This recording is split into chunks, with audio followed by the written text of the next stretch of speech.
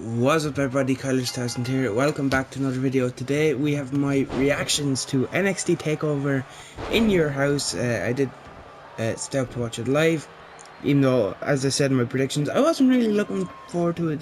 Like, I wasn't excited for it as much as I normally am for TakeOver, just because I hadn't been watching NXT recently, because I haven't really been, I just haven't really been enjoying it. But I loved TakeOver. I really did enjoy it. It was a great show overall. Every match delivered. Yeah, so let's not waste time. Let's get straight into my reactions.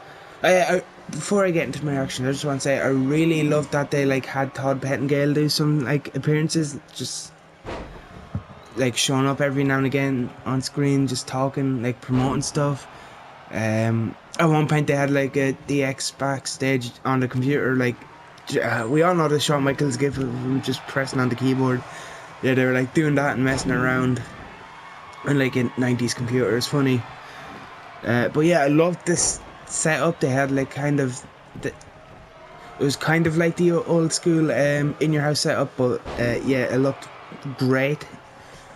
I wish WWE would bring back custom sets like that for every big show, for every pay-per-view. It just makes them stand out and seem more unique.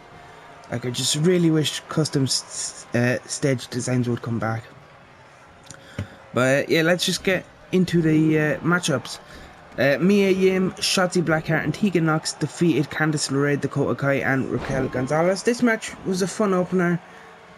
Yeah, it was pretty fun. A lot of good spots in it. There's a few dives to the outside that were really good. Yim and LeRae ended up brawling backstage, which left Nox and Shotzi with Kai and Gonzalez.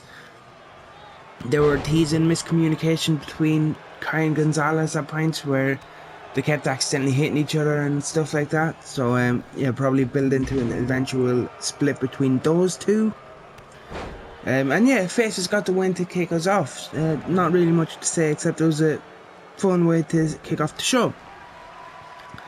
Balor defeated Damian Priest in an unbelievable matchup. This match was a lot better than I expected. I love Balor. I do like Priest. I'm not a big Priest fan, but I've always liked him since his days as Punishment Martinez in Ring of Honor. This is probably my favourite match I've seen of his that I can think of. He had some good ones with Keith Lee in NXT. I can't really remember off the top of my head any standout Ring of Honor matches he's had, or matches elsewhere. But yeah, this is one of my favourite Damian Priest matches of all time, probably. Balor really brought the best out of him. There was a sick spot in this matchup where they were fighting on the apron, and Priest took a nasty back bump onto the steps. He bounced off. Oh, my back is hurting just thinking about it. Oh, it was nasty. But yeah, I really enjoyed that match. It was fantastic. Balor, of course, picked up the one with the coup de grace. And I'd really highly recommend go checking it out. And then another match I'd recommend checking out. Keith Lee defeats Johnny Gargano to retain the North American Championship. Gargano walked out from that house that was on the stage design, locked the door, put the key down his trunks, had a picture of Doc Hendricks, aka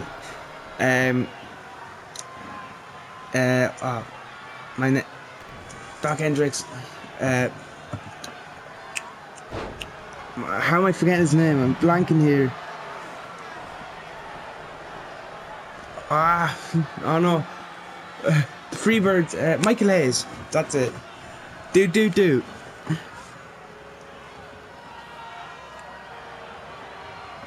I can't believe I was forgetting Michael Hayes' name there for a second. Yeah, he had a picture of Michael Hayes as Doc Hendricks up on the wall.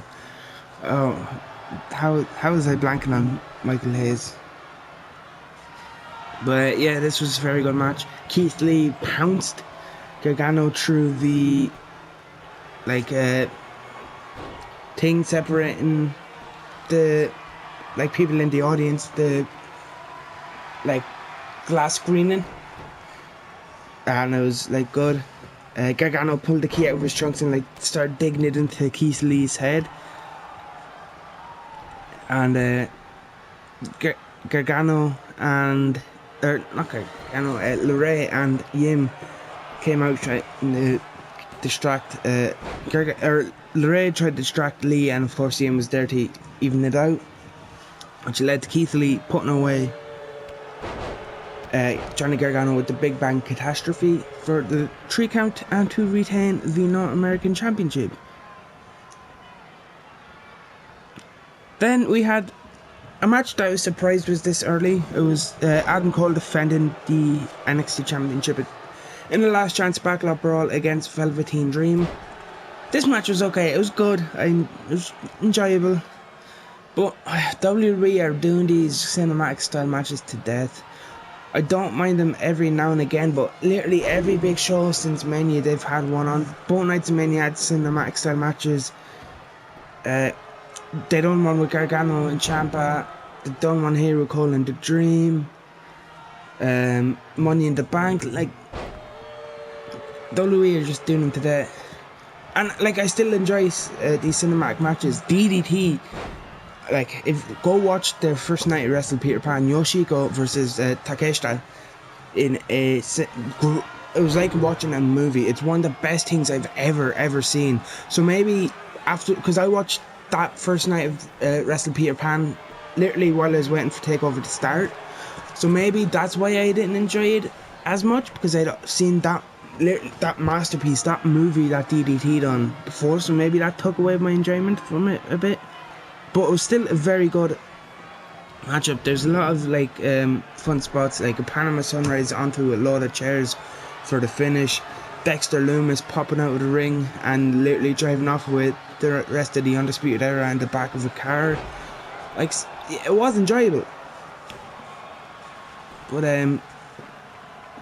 yeah, and I'm so happy Cole retained. As I said in my predictions, I think they should hold on till crowds are back. He's had the belt for over a year. Just hold on, just save that pop, because once that he drops the belt in front of a crowd, the reaction will be unbelievable. So yeah, happy that Cole retained, and since Dream can no longer challenge while Cole's champion, I can see him maybe getting called up to Raw or SmackDown very soon. Karrion Kross defeated Tommaso Ciampa in about 6 minutes, and I absolutely loved that. I've seen a few people weren't too happy with how short the match was, but I absolutely love how they just had Kross just tear through Ciampa in about 6 minutes. Very short match, but it establishes Karrion Kross as a monster, as this dominant force in NXT. Coming in from NXT and getting a big win over Ciampa that quick, considering like Ciampa's history with the NXT title, and like a lot of people saying he's one of the best NXT champions, which he is. Yeah, it's just a win that really puts over Kross as this dominant force going forward in NXT. And it's interesting to see where they go with Kross next. I'd like to see him be the one to take the North American Championship from Keith Lee, and then maybe you can have Lee, once crowds are back, have Lee be the one to take the title from Cole. That's probably the lines I would go. But yeah, I'm interested to see where NXT will go with that one. And then main event, a very good triple threat match, as the Queen of the Sky, the Genius of the Sky, whatever you want to call her, Io Shirai, the Joshi Judas as Mano Ronaldo likes to call her, finally won the NXT Championship, and I am so happy. I'm a big Io Shirai fan, as she defeated Rhea Ripley and Charlotte Flair to become the new NXT Women's Champion. Very enjoyable match. I did like this one a lot. Great spot where Io jumped off the roof of the house onto Charlotte and Ripley. Io got thrown through a window at one point as well. It was a very good main event. The finish was very good as well. Charlotte had the figure 8 locked in on Ripley. Io hits the moonsault, landing on Rhea's face. It looked nasty, but Triple H apparently said afterwards that Rhea's fine. But yeah, and that was enough to put Rhea Ripley away. Cause Charlotte couldn't break it up.